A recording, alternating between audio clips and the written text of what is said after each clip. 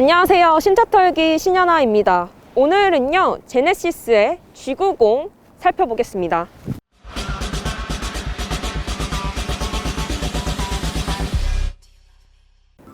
이번 신형 G90은 4세대 완전 변경 모델입니다. G90은 제네시스의 최상위 모델이죠. 그러다 보니까 브랜드의 어떤 이정표 같은 모델인데요. 네, 이번 신형 G90에도 다양한 첨단 기술들이 대거 적용이 됐다고 해요. 이제 앞으로 이제 차차 나올 제네시스 브랜드의 이런 기술들이 이제 차차 선보여질 것으로 기대가 됩니다. 일단 전면부 보시면요, 이 헤드램프가 가장 눈에 띕니다. 굉장히 얇죠. 이게 이전 모델 같은 경우는 약간 좀 통짜 형태로 되어 있었는데 이번 모델부터 이렇게 얇은 두 줄 헤드램프로 바뀌었습니다. 이 헤드램프는 제네시스 역사상 가장 얇은 헤드램프라고 하고요. 이 램프 안에는 상향등 그리고 하향등, 주간주행등이 모두 다 기능이 들어가 있어서 이 램프 하나만으로 해결이 되는 그런 기술이 집약되어 있는 램프입니다. 그리고 이쪽 크레스트 그릴이 굉장히 강인한 인상을 뿜어내고 있고요. 차량 이제 전면부를 좀 전체적으로 보시면 이 전면부가 제네시스 엠블럼을 좀 형상화하고 있는 모습이에요. 네, 현대차가 어느 정도는 좀 의도하고 만든 디자인이라고 하고요. 또 전면부에서 또 특징적인 게 이 후드입니다. 이 팬더 쪽에서 이음새 없이 이어져 있는 이 크렘쉘 후드가 굉장히 좀 우아하면서도 좀 고급진 느낌을 들게 합니다. 굉장히 매끈하고요. 네, 깔끔한 느낌도 주죠. 측면 보시면 굉장히 길죠. 이 차는 지금 일반 모델인데요. 전장이 무려 5275mm에 달합니다. 롱휠 베이스 모델 같은 경우는 전장이 5465mm예요. 이 차보다 한 20cm가 더 길어서 엄청 긴 모델이죠. 지금 이 일반 모델이 벤츠 S클래스 롱바디 모델이랑 좀 비슷한 전장을 가지고 있고요. 그리고 이렇게 뚜렷하게 들어가 있는 이 캐릭터 라인이라든지 벨트 라인이 이 전장을 조금 더 길어 보이게 하는 그런 효과를 또 주고 있습니다. 길이감을 좀 길게 가져간 게 웬만하면 다 이 뒷좌석 공간을 늘리는 데 사용됐다고 해요. 그래서 이쪽 보시면 이쪽부터 이쪽까지가 거의 뒷좌석 도어이고요. 실제 실내 공간도 이 정도로 굉장히 넉넉한 여유로운 공간을 자랑합니다. 그리고 이 측면에서 후면부로 이어지는 이 부분이 굉장히 과감하게 깎여 있어요. 그게 뭔가 좀 역동적인 느낌도 주면서 한쪽 좀 스포티한 느낌도 주는 것 같아요. 그리고 문짝이 살짝 무거워요. 이게 뭐 열고 닫을 때 사실 좀 많은 힘이 좀 들여야 될 것 같은 느낌인데, 그래서 닫을 때 사실 이렇게 살짝만 닫아도 알아서 닫히고 마지막에는 이렇게 고스트 클로징 기능까지 들어가 있어서 한 번 더 확실하게 잠금해주는 그런 모습이죠.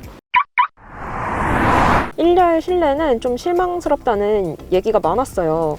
아무래도 좀 이 디스플레이 때문인데요. 디스플레이가 12인치로 굉장히 작아요. 이게 제네시스 이 G90보다 이제 한 단계들 낮은 모델인 뭐 G80이라든지 GV70, GV80 모델까지도 14인치대 디스플레이가 적용이 되어 있는데 얘는 왜인지 모르겠는데 12인치가 이제 들어가 있어요. 현대차는 뭐 디자인적 요소 때문에 이렇게 설계를 해놨다라고 했는데 사실상 좀 말이 안 나올 수는 없는 부분인 것 같아요. 이 디스플레이가 기아 EV6라든지 뭐 현대차 아이오닉에 들어가는 디스플레이 크기랑 동일하다고 하니까요. 체급 차이가 꽤 나는데 비슷한 크기의 디스플레이를 사용했다는 게 조금은 욕을 먹을 수 있는 부분이지 않을까 생각이 드네요. 그리고 스티어링 휠 쪽 부분은 제네시스의 여기도 좀 보시면 엠블럼을 살짝 형상화하고 있는 스티어링 휠입니다. 그립감은 괜찮아요. 저한테는 살짝 묵직한 느낌이 드는데 운전할 때 굉장히 용이할 것으로 보여지는 그런 감각이고요. 그리고 실내는 전체적으로 조금 고급스러운 분위기가 나요. 왜냐하면 이런 우드 소재의 사용이라든지 시트가 그런 분위기를 조금 높여주고 있는데 공조장치 쪽은 살짝 조금 아쉽다라는 느낌이네요. 이쪽이 유리랑 알루미늄 소재로 이렇게 사용이 된다고 하는데 뭔가 제네시스 이 G90 플래그십 모델의 실내 어떤 그 공조장치와는 살짝 조금 어울리지 않는다라는 느낌이 있어요. 뭔가 고급스러워 보이지가 않고 살짝 좀 조금 아쉬운 그런 느낌입니다. 얘는 지금 보니까 이렇게 햅틱식으로 되어 있네요. 터치식이 아니라 어느 정도 조금 물리적인 반응이 오는 그런 햅틱식으로 조작할 수 있게끔 되어 있고요. 인포테인먼트 시스템 같은 경우는 GB60부터 들어가 있는 이제 차세대 인포테인먼트 서비스가 이제 들어간다고 하고요. OTA 무선 업데이트 기능이 이제 적용이 되어서 뭐 내비게이션뿐만 아니라 뭐 브레이크, 서스펜션 정도, 뭐 나중에는 뭐 주행 보조 기능까지 업데이트를 통해서 새롭게 어떤 개성이 가능하다고 하니까 그 부분도 좀 기대해 볼 만한 부분이라고 생각이 돼요. 그리고 콘솔 부분은 이 정도 공간이 나오는데요. 휴지 몇 개 넣으면 꽉 찰 공간감이고요. C타입이랑 USB 포트 타입 하나씩 있고, C가잭 하나 이렇게 있습니다. 이쪽에 이제 무선 충전할 수 있게끔 되어 있고, 이 변속기 같은 경우는 기존에 있던 이제 제네시스 라인업에 들어가 있는 변속기가 이제 들어가 있고요. GB60에 들어가 있는 크리스탈 스피어는 이번에 쓰이지 않았습니다. 약간 조금 아쉽네요. 그게 좀 있었으면 이 차의 어떤 분위기가 훨씬 더 좀 좋아졌을 것 같은데, 약간 아쉽습니다. 일단 뒷좌석 좀 체험을 마치 회장님처럼 해보고 있는데요. 우선 시트는 꽤 푹신한 편입니다.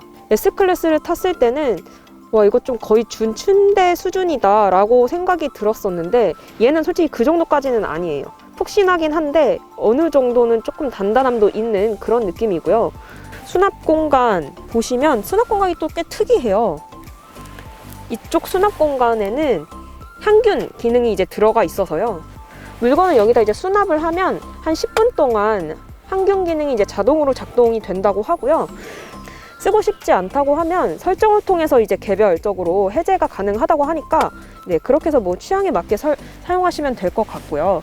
그리고 이 차는 지금 일반 모델에 퍼스트 클래스 VIP 시트가 이제 옵션으로 이제 적용된 차량이고요. 그래서 지금 여기에 보시면 레그레스트랑 이 풋레스트가 모두 이렇게 들어가 있는 모습입니다. 이렇게 누우면 확실히 편해요. 이동할 때 쉬면서 가고 있다는 느낌이 확실히 들 정도로 굉장히 편안합니다. 지금 제가 키가 작은데 발이 안 남거든요. 근데 이 길이감도 직접 조정할 수가 있어요. 그리고 이 풋레스트 기능에는 열선 시트랑 통풍 시트도 이제 같이 들어가 있어서요. 발의 이제 피로도를 좀 줄여주는 그런 역할을 이제 한다고 하고요. 일단 안마 기능 들어가 있고요. 그래서 보시면 작동 시간, 뭐 어디 부위를 할 건지 이런 것까지 다 개별 조작이 이제 가능하게끔 되어 있고요. 안마 기능은 이제 전자석에도 들어가 있어서 동승석뿐만 아니라 운전석에서도 사용할 수 있는 기능입니다. 그리고 또 특징적인 게 이번 제네시스 최초로 들어간 이 무드 큐레이터 기능이에요. 무드 큐레이팅 기능은 뭐 사운드 시스템, 조명, 그리고 향기, 이 커튼까지 통합적으로 하나의 이제 모드로 만들어 놓은 어떤 기능이에요. 총 4가지 분위기 모드가 있고요. 그때그때 상황에 따라서 좀 기분 전환하고 싶을 때 좋은 기능이 될 거라고 생각이 드네요. 이 향기 시스템이라든지 무드 큐레이터 기능 같은 경우는 사실 벤츠 S클래스에서도 좀 봤던 기능인데, 이게 어쨌든 간에 그런 감성 옵션들이 최고급 차의 어떤 디테일이라든지 좀 수준을 결정짓는 요소이지 않을까라는 또 생각이 들어요. 사실 뭐 있으면 그만 없으면 그만이기도 한 기능인데, 이런 디테일 차이로 어떤 뭔가 브랜드들이 좀 보여주려고 하는 차에 대한 전성이라든지 그런 수준 차이를 좀 보여주는 요소라고 생각이 듭니다. 사운드 시스템으로는 지금 뱅 & 올룹슨사의 스피커가 무려 23개나 이제 들어간 버추얼 베뉴가 제네시스 최초 뿐만 아니라 세계 최초로 적용이 되었다고 하고요. 그래서 굉장히 입체적인 음향을 즐기실 수가 있어요. 마치 콘서트 홀에 와 있는 듯한 웅장한 음악을 이 차 안에서 즐기실 수 있는 겁니다. 이것 역시도 감성 옵션 중에 하나라면 하나죠. 이 후석 모니터는 한 10인치 정도이고요. 시트 각도에 따라서 이 모니터 각도도 자동적으로 조절이 됩니다.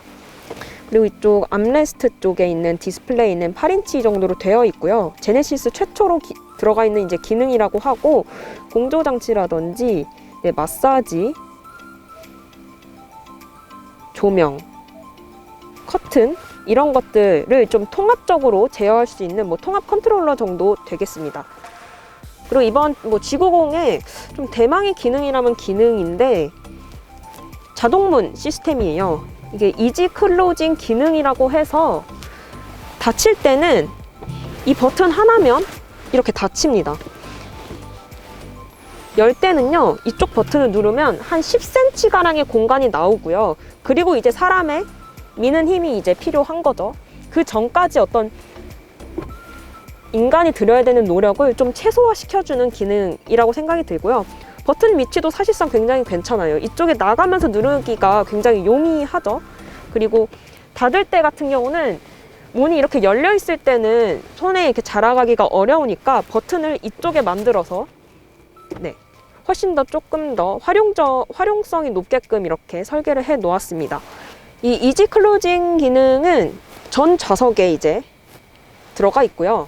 1열에도 이제 들어가 있어서 편리하게 이용할 수 있는 기능 중에 하나라고 생각이 들어요. 이게 어쨌든 문이 좀 전자식으로 움직이는 게 사실상 좀 리스크가 있을 수 있어요. 이 차가 물에 빠졌다던가 그럴 때 얘가 작동을 안 할 수 있는 상황이 올 수도 있는 거잖아요.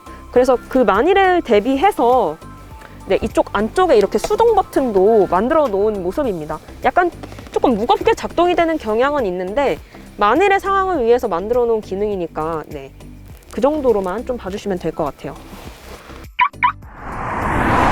지금 G90 시승을 해보고 있는데요. 출발한 지 한 1, 2분 정도 됐는데 일단 굉장히 부드럽고 편하다 라는 게 먼저 느껴집니다. 이 차는 지금 3.5 터보 가솔린 엔진이 들어가 있는데요. 일반 모델이라서 그 제네시스 최초로 적용됐다고 하는 48V 일렉트릭 슈퍼차저는 들어가 있지 않은 상태입니다. 근데도 일단 저속에서 굉장히 힘을 잘 받는 느낌이고요.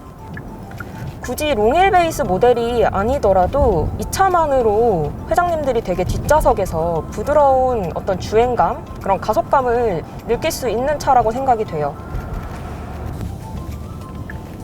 그리고 이 차 최고 출력이 지금 380마력 정도 되고요. 토크가 한 54 정도 나오는데 오르막 구간 올라갈 때도 힘에 전혀 붙이지 않네요. 되게 걸림이 없이 스무스하게 올라가는 느낌입니다.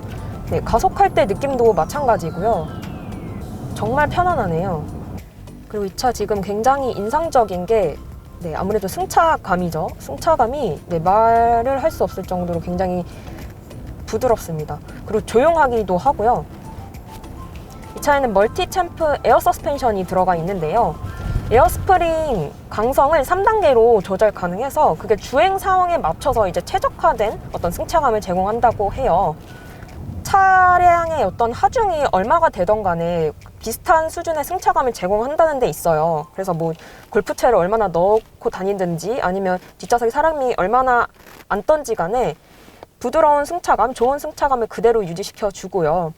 그리고 이 차 같은 경우는 카메라랑 내비게이션을 통해서 어떤 전방 상황을 미리 인지해서 서스펜션 감쇄력이라든지 차고 높이 이런 기능을 차량이 알아서 이렇게 조절해주는 기능까지 포함되어 있습니다.